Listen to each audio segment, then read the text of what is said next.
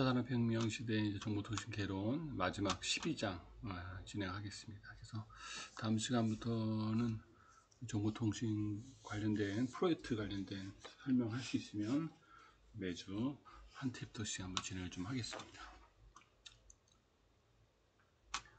우선 이제 4차 산업혁명 시대의 이제 개요, ICBM, 그러니까 IoT, 클라우드, 빅데이터, 모바일, 이걸 이제 ICBM이라고 하는데 보통 이제 IoT, 클라우드, 빅데이터, 모바일, 그리고 인공지능 이제 AI, 로봇, 자율자동차, 실감 미디어, 그리고 이제 기술 융합 기술과 이제 미래 유망 기술, 4차 산업혁명 시대의 이제 변화, 윤리, 직업, 교육 관련된 내용을 이제 얘기를 할 거고, 4차 산업 시대의 이제 개념으로 보면 IoT, 클라우드, 빅데이터, 모바일의 기술을 이제 알아보고 이게 어떻게 쓰는지, 요즘 이제 AI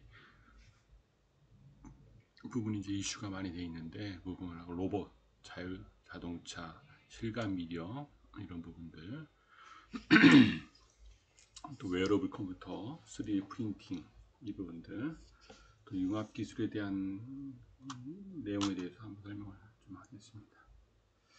일단 4차 산업혁명은 이제 정보통신 기술을 기반으로 한 이제 공간, 이제 융합과 변화를 나타내는 거죠. 그래서 3월 인터넷, IoT, 클라우드 컴퓨팅 기술, 이제 빅데이터 기술, 5G, 6G, 이제 7G 이렇게 이제 이동통신 인프라 베이스가 이제 굉장히 중요하죠. 그래서 1차 산업혁명 부분은 증기기관을 발명해서 기기화 혁명이라고 이제 얘기하는 부분이고, 2차 산업혁명은 전기 에너지 발명, 그 기계에서 이제 전기 에너지가 발명되면서 대량 생산이 이제 가능한 형태로 돼 있죠.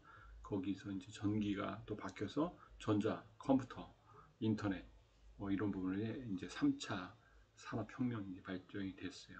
거기서 이제 소프트웨어 기반이 더 이제 발전이 된 부분이 이제 지능, 정보 이런 부분들, 이게 이제 4차 산업혁명에 우리가 앞으로 살아가야 될 기술에 대한 인프라라고 보면 될 것 같습니다. 그래서 이 4차 산업혁명에 대한 내용들이 굉장히 다양한 게 있는데 하나씩 여러분들하고 설명을 다음 시간부터 한번 5G 이동통신이나 컴퓨팅, 클라우드, IoT, 이런 센서 네트워크 이런 부분들에서 얘기를 좀 하겠습니다. 사물 인터넷 기술은 모든 사물에 이제 IP를 할당을 해서 거기에 이제 데이터를 전송을 하고 관리를 하고 클라우딩 하고 빅데이터 하고 이런 부분들을 하는 거죠. 오늘도 새벽에 교수님도 이제 스크린 골프를 했는데 카카오에서 만든 그 데이터, 예전 같은 경우는 이런 인도 골프장에서 골프를 즐겼는데 그런 것들이 모든 것들이 내 데이터들을 수집을 해서 분석해서 가공을 해주는 거예요. 빅데이터. 그래서 AI에서 A는 이렇게 해봐라 이런 형태로 이제 발전한다 이런 얘기죠. 그래서 이제 저장된 빅데이터를 인공지능 기술로 이제 분석하고 활용하는 부분들이 이제 필요하다. 그래서 요즘에는 이제 무인으로 다 되기 때문에 24시간 무인 환경 하에서 자기가 필요한 시간에서 이제 진행을 할 수 있게끔 많이 진행이 되고 있죠. IoT, 그 데이터 연결이 되고 클라우딩 되고 빅데이터 이런 것들이 블록체인이나 이런 데 인공지능 이런 것들이 다 연결이 돼서 또 거기에 전자상거래, 유통, 제조, 금융, 자율주행, 가상현실까지 요즘에 메타버스 이슈가 많이 되고 있죠. 그런 것들이 하나의 네트워크로 구성이 돼서 4차 산업혁명이 이루어지고 있다.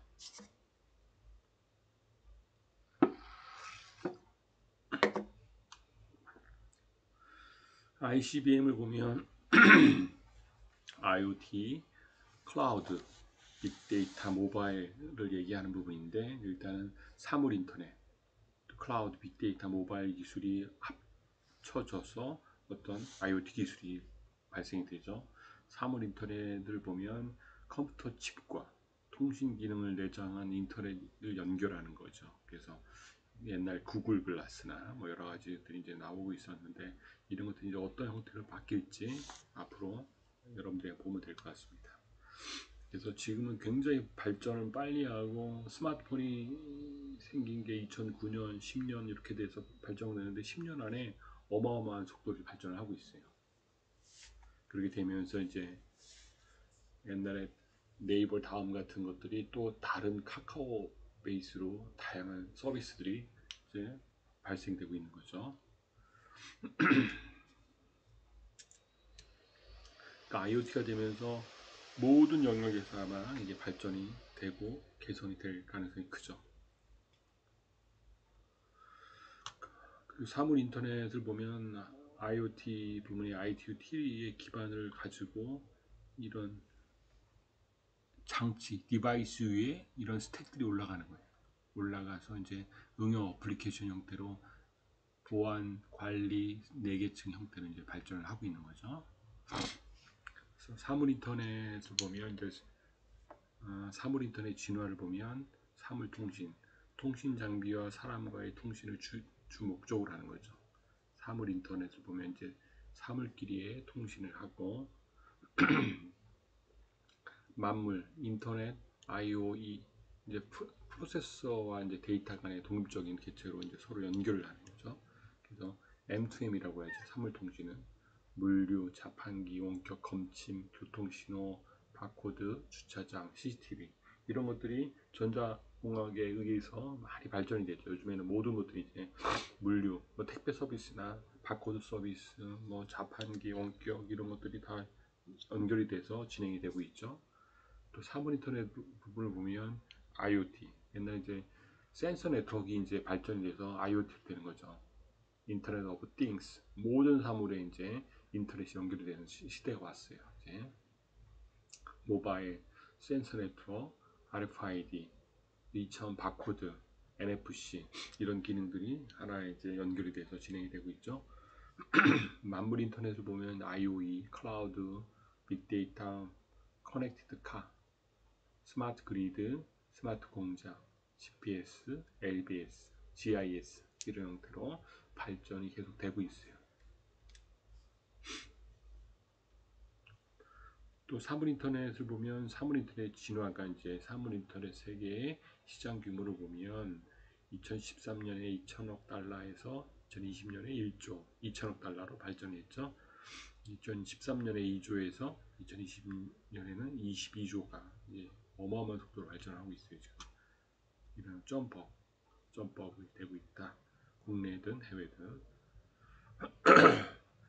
그리고 이제 클라우드 부분을 보면 정보 처리, 저장, 관리, 유통, 분석들이 이제 제3의 공간에 수용하는 컴퓨팅 시스템 형태로 발전이 돼서 클라우드 클러스터 관리하고 이제 분산 데이터, 분산 파일 시스템, 분산 컴퓨팅 시스템 형태로 이렇게 발전을 하고 있습니다. 그 클라우드를 보면 클라우드 컴퓨팅 서비스 영역에서 보면 클라우드 서비스, 플랫폼 클라우드, 인프라 클라우드 서비스, 비즈니스 프로세스 클라우드 서비스 형태로 이제 발전을 하고 있죠. 클라우드를 보면 클라우드 컴퓨팅 서비스 측면에서 보면 인프라 클라우드, 플랫폼 클라우드, 어플리케이션 클라우드 서비스, 비즈니스 클라우드 형태로 발전이 되면서 클라우드 컴퓨팅의 유형이 되고 있습니다. 클라우드 컴퓨팅 발전은 1960년도에 미국의 이제 컴퓨터 학자인 존 메카시가 컴퓨팅 환경을 공공시설을 사용하는 것과 이제 동일한 것으로 이제 사용하게끔 하려고 했던 부분으로 이제 클라우드 컴퓨팅이 발전이 됐죠. 그래서 이제 아마존은 이제 2005년에 자사의 웹 서비스 부분을 유틸리티 컴퓨팅 기반으로 클라우드 컴퓨팅을 이제 시작을 했던 거고, 구글과 IBM은 이제 몇몇 대학들과 이제 큰 규모의 이제 클라우드 컴퓨팅 연구를 시작을 했고, 우리나라는 이제 대기업과 통신사를 중심으로 클라우딩 시장을 하나씩 해서 네이버도 이제 엔드라이브가 있고, KT도 이제 유클라우드, 다음은 클라우드 서비스 형태에서 한국도 2020년까지 이제 어마어마한 속도로 클라우드 형태의 비즈니스가 증가하고 있다.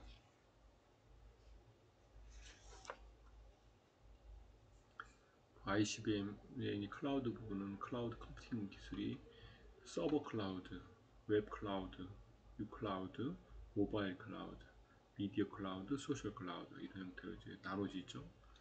나눠지고 소셜 네트워크 형태의 다양한 서비스들이 발전하고 유비쿼터스 서비스 플랫폼, 엔터프라이즈 서비스 이런 것들이 이제 다양하게 발전하고 있다. 빅데이터를 보면 굉장히 많은 양의 이제 데이터에 빠르게 정보를 이제 축출하고 정보를 발전하는 기술이 이제 들어가 있는 부분인데 이런 것들이 세 가지 속성을 갖고 있죠. 3. 빅데이터 플랫폼이 있는데 빅데이터 수집, 빅데이터 저장, 빅데이터 처리, 빅데이터 관리 형태로 빅데이터 플랫폼이 이어지고 있습니다. ICBM을 보면 빅데이터는 빅데이터 플랫폼이 인터페이스가 있고 데이터 스토어, 어그리게이션 이런 형태로 스택을 가지고 있죠. 웹이나 폰이나 패드 형태로 디바이스가 올려져 있고 그 위에 여러 가지 이제 데이터 스토어가 구성이 되어 있다 이렇게 보시면 될 것 같습니다.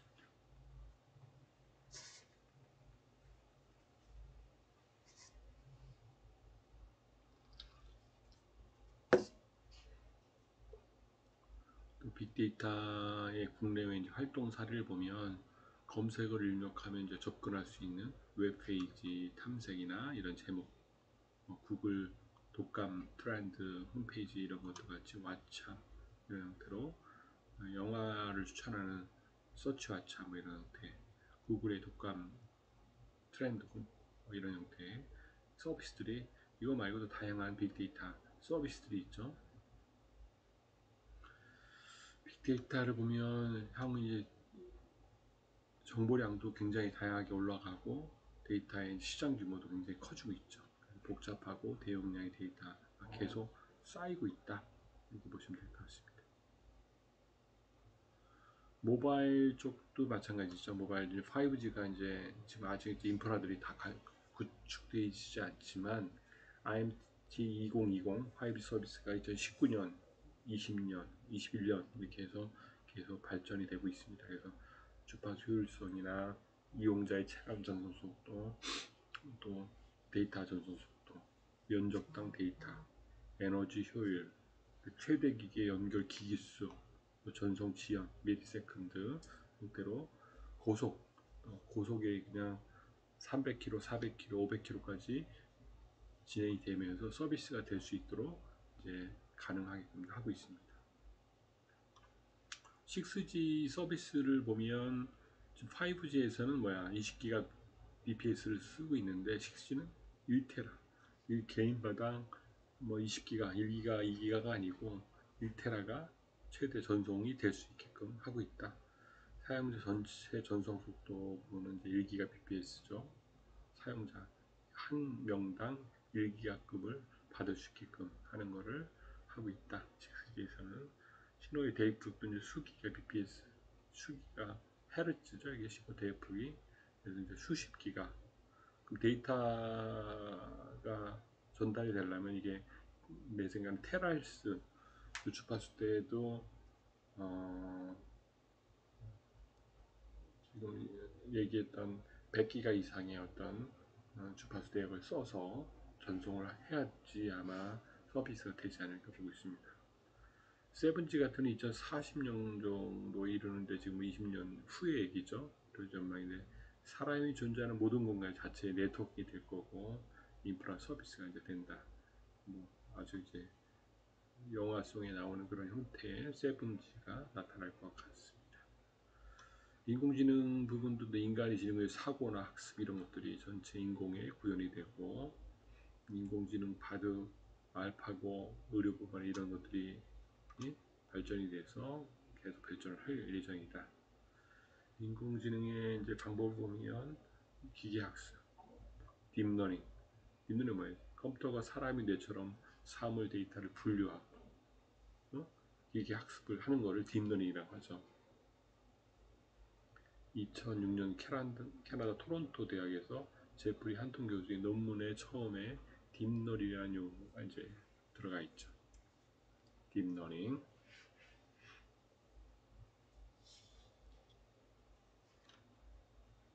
또 인공지능의 이제 구현 방법을 보면 기계학습, 사람의 데이터를 이제 입력을 통해서 학습하는 판단하고, 딥러닝은 이제 많은 양의 데이터를 묻고 그 결과를 바탕으로 해서 돌아왔을 때 이제 판단하는 부분들을 얘기하고 있습니다. 기계학습, 딥러닝 관계 이렇게 보면 될 것 같습니다.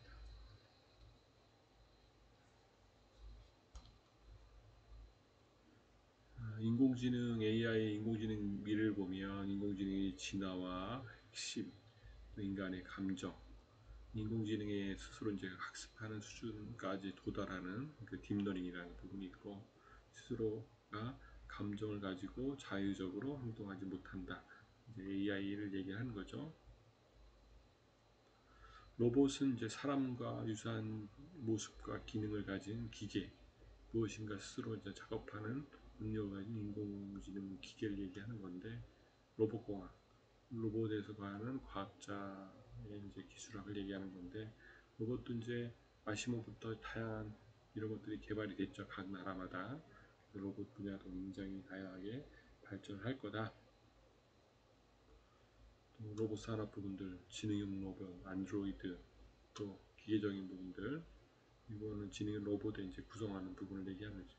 소프트웨어, 인지 감지, 동원력, 동력, 제어, 액추에이터, 구조적인 외부적인 이런 것들이 다 종합이 되는 것들로 나타날 수 있겠죠.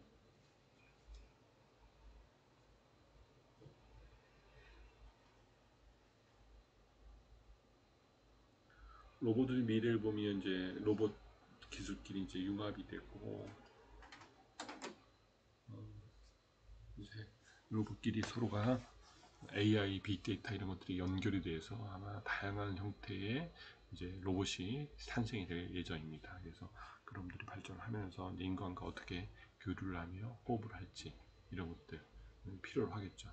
휴머노이드 페퍼, 아임에서 개발한 이제 AI 왓슨 기반에 이제 만들어진 부분인데, 이런 것들이 굉장히 다양하게 발전을 하겠죠.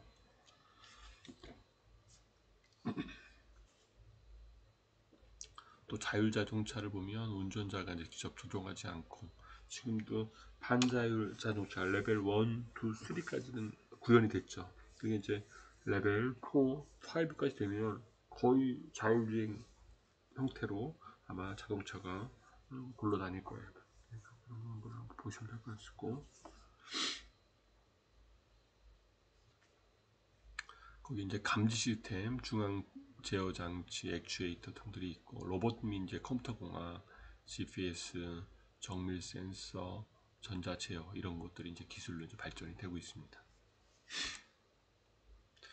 또 텔레매틱스를 보면 무선 통신과 GPS 형태로 구성이 되고, 위치 기반 LBS죠. 지형 교통 시스템의 이제 ITS 이런 형태로 기반을 해서 개발이 된다.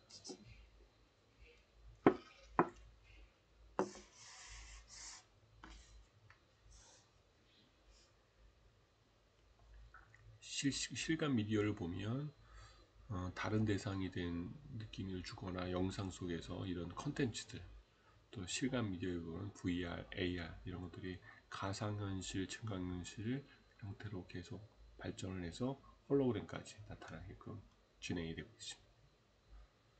또 웨어러블 컴퓨터 분들이 있죠. 구글 글래스나 스마트워치 뭐 이런 것들 같이 심장 박동, 혈압, 체온 이런 것들 측정해서 개인의 어떤 정보 같은 것들이 전달이 돼서 게더링이 돼서 신체 활동 이런 것들을 좀 주는 거죠. 또 기타 융합 기술과 미래를 보면 3D 프린팅이 있죠.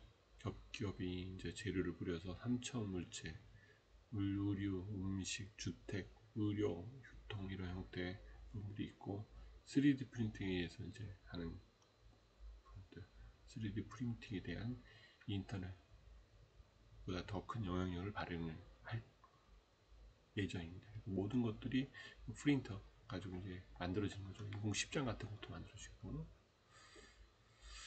또 지능 정보 단말기가 이제 PC나 PD를 통해서 나타나고, 딥러닝 단말기 이런 것들이 이제 나타나죠.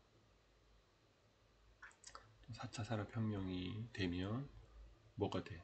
그래서 가정에서 전기 전자 제품들이 컴퓨터 통신을 통해서 발전이 돼서 이제 되는 거고, 4차 산업혁명에 이제 보면 인간관계 이제 소원해지고 개인이 프라이버시가 이제 침해될 수 있는 부분이고, 로봇을 이용해서 전쟁이 발발할 수도 있는 거죠.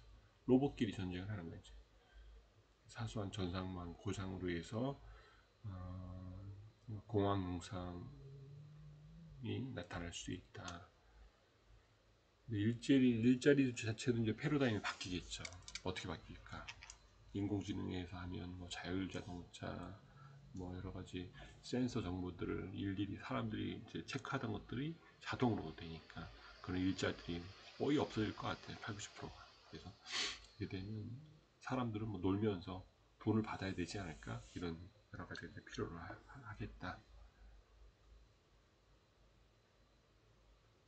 그리고 이제 4차 산업혁명에서는 이제 사이버 공간에서 이제 현실과 이제 차이점이 있으니까 그런 공간상의 문제점들이 굉장히 발전하고 법제화가 필요하고 이제 문제점이 필요로 윤리, 직업, 교육 이런 것들이 필요로 하겠다. 4차 산업혁명 시대의 윤리는 정보통신윤리죠. 그죠? 서로 간에 온라인이나 그 SNS를 통해서 얘기를 하지만 서로의 정의가 책임, 회의 금지, 존중하고 이런 부분들이 필요로 하다. 서로가 연령과 지역과 뭐 언어나 이런 게 다 이제 극복이 돼서 아마 서로가 SNS가 이제 발전이 될 예정입니다.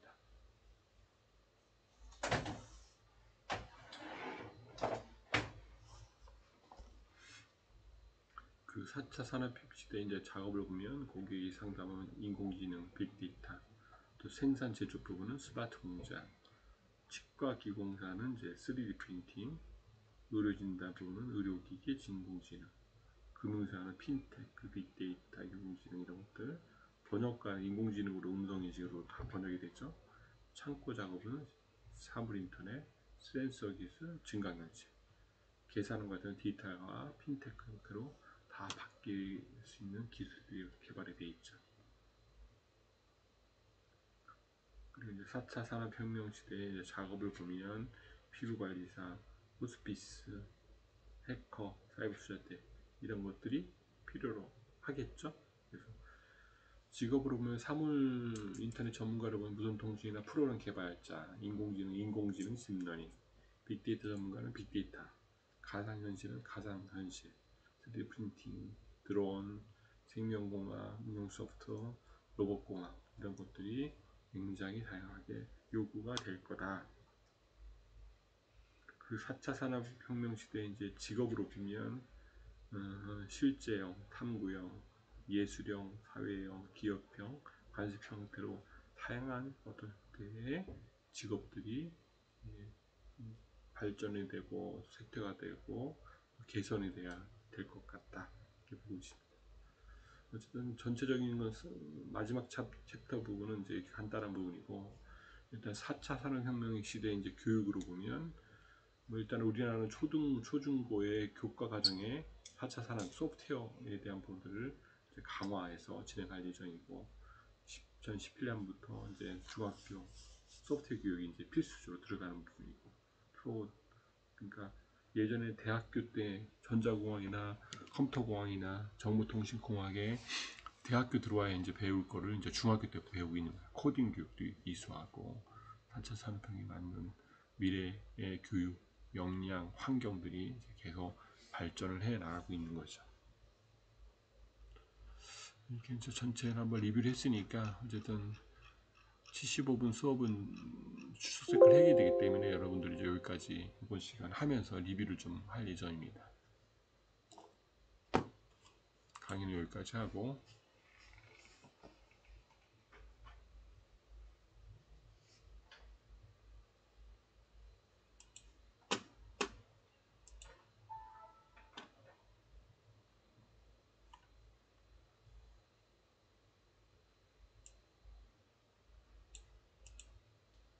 강사 박지혜라고 합니다.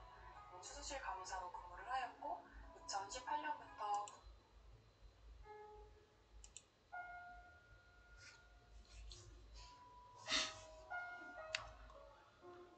이번 학기는 12장 여기까지 중간고사, 기말고사는 전체 1장부터 12장까지 여기까지만 할 거예요. 그래서 온라인으로 좀 했지만 이번 학기는 이렇게 12장까지 하고 13주 다음 주 그 다음에 이제 기말고사까지는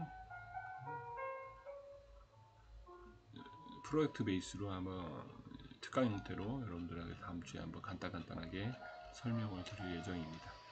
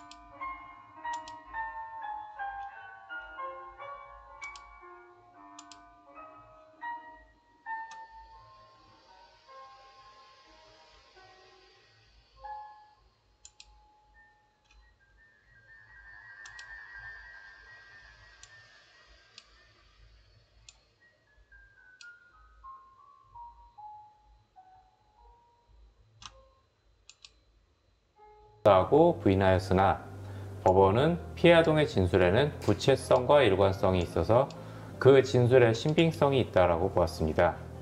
이에 재판부는 계부에게 징역 10개월에 집행유예 2년, 친모에게 징역 8개월에 집행유예 2년을 선고하고 각각 80시간과 40시간의 사회봉사를 명하였습니다. 네, 이런 얘기를 들으면 정말 가슴이 답답해지는데요. 다음은 성학대인 성기 노출과 아동을 나체로 체벌한 경우를 함께 살펴보겠습니다. 법원은 집 거실에서 아동에게 자유행위를 지켜보게 하는 행위, 자신의 성적 만족을 위해 아동에게 성기를 보여준 행위, 아동을 나체 상태로 주먹 쥐고 엎드려 자세를 취하게 한 뒤 막대기로 피해 아동의 엉덩이를 여러 차례 때려서 나체로 체벌을 받게 한 행위 역시 성학대로 판단했습니다. 네, 아동을 대상으로 하는 모든 성적 행위의 처벌은 더 세야 될 것 같다라는 생각이 드는데 어떻습니까? 네, 아동복지법에 의하면 성학대의 경우 10년 이하의 징역 또는 1억 원 이하의 벌금에 처하게 됩니다. 다만 성폭력 범죄의 처벌 등에 관한 특례법이나 아동 청소년의 성보호에 관한 법률에서 가중처벌되는 경우에는 그 법에서 정한 바에 따르게 됩니다. 아동을 자신의 성적 만족 수단으로 이용한 성학대 사건이었습니다. 자, 다음은 방임에 대해 살펴보겠습니다. 아동을 불결한 환경에 방치하는 물리적 방임 이외에 법원에서는 어떤 상황을 방임으로 판단했나요?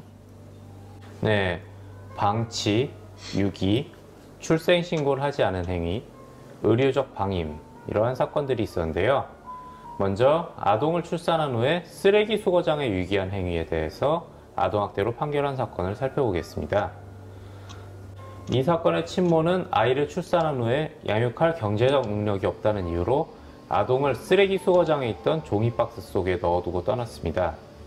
이 사건은 돌봄이 필요한 영유아를 유기한 사건으로서 재판부는 경제적 어려움으로 아동을 양육하기 어려운 환경에 있었다고 하더라도 부모로서의 기본적인 의무를 저버린 것으로 비난받아야 한다는 것을 불리한 정상으로 고려해서 징역 8개월, 집행유예 2년을 선고했습니다.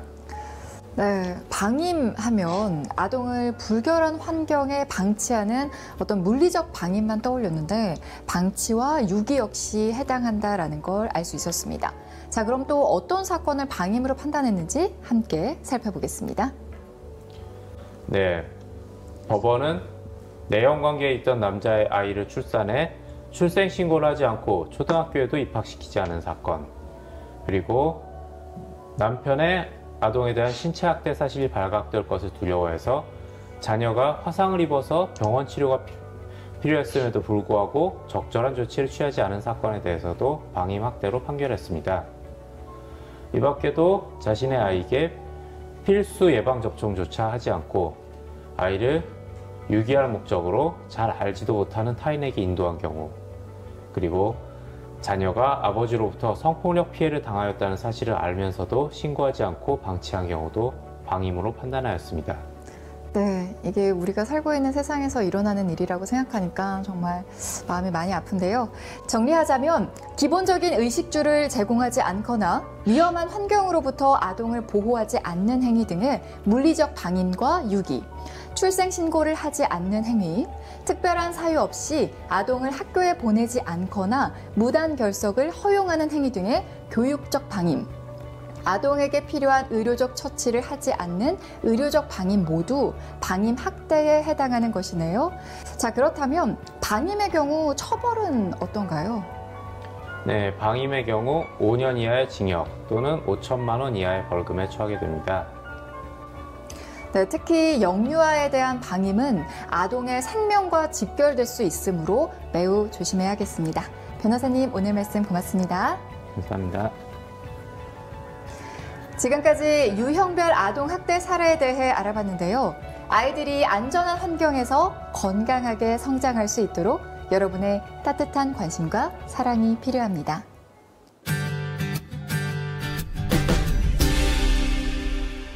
우리는 아동 학대 징후를 발견하고도 설마라는 생각에 방관하는 경우가 많습니다.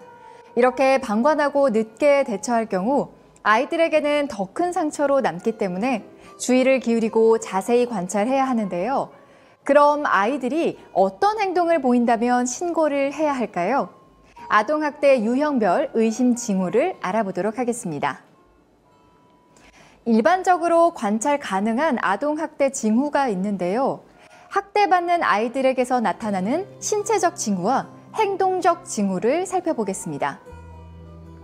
먼저 신체적 징후는 설명하기 어려운 신체적 상흔, 발생과 회복의 시간차가 있는 상처, 겨드랑이나 팔뚝 안쪽, 허벅지 안쪽처럼 다치기 어려운 부위의 상처, 반복적으로 긁힌 상처, 비위생적인 신체 상태, 지속적으로 나는 악취, 의료적 처치 불이행으로 인한 건강 상태 불량, 임신, 생식기에 생긴 상처나 긁힌 자국, 항문 손상, 항문 주변의 멍이나 찰과상, 그리고 발달 지연과 성장 장애가 있습니다. 다음은 행동적 징후입니다. 아동학대의 징후는 행동으로 나타나는 경우가 많습니다.